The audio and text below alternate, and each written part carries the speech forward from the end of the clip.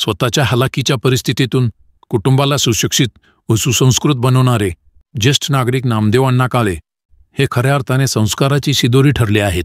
त्यांच्या कार्याचा आदर्श घेण्यासारखा असल्याचे गौरवोद्गार सेवानिवृत्त प्राध्यापक लालासाहेब शिंदे यांनी काढले।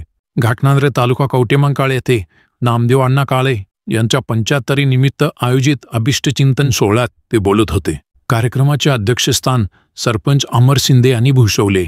यावेळी प्राध्यापक लालासाहेब शिंदे म्हणाले, समतोल आहार आणि निर्व्यसन जीवनशैली हेच त्यांच्या निरोगी व दीर्घायुषी जीवनाचे रहस्य आहे। व्याधीविना त्यांचे ठणठणीत आयुष्य हे आजच्या पिढीसाठी प्रेरणादायी आहे। अध्यक्षस्थानावरून बोलताना सरपंच अमर शिंदे यांनी नामदेव अण्णांच्या अध्यात्मक पोथी वाचनाच्या परंपरेचा उल्लेख करत ती परंपरा पुन्हा सुरू करण्याचे आवाहन केले। कार्यक्रमात उपसरपंच सुनील कांबळे, सोसायटीचे चेअरमन प्रल्हाद शिंदे, सर्वोदय विद्यालयाचे मुख्याध्यापक BS शिंदे, माजी नगराध्यक्षा साधना धेंडे कांबळे, माजी केंद्र प्रमुख नामदेव शिंदे व सामाजिक कार्यकर्ते ज्ञानू कांबळे यांनीही आपले मनोगत व्यक्त केले। कार्यक्रमास माजी सरपंच सौ रुपाली शिंदे, गजानन उद्योग समूहाचे अध्यक्ष दिलीप शिंदे, उपाध्यक्ष अमर गाटके यांच्यासह गावातील मान्यवर आणि ग्रामस्थ मोठ्या संख्येने उपस्थित होते। कार्यक्रमाचे स्वागत व प्रस्तावना दिलीप खाडे यांनी केली तर आभार भारत काळे यांनी मानले।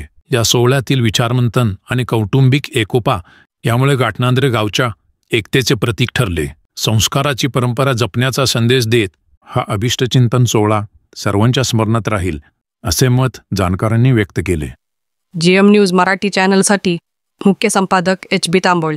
अशाच आपल्या भागातील बातम्या पाहण्यासाठी GM न्यूज मराठी चॅनलला सबस्क्राईब करा आणि आपल्या मित्रांसोबत नक्की शेअर करा।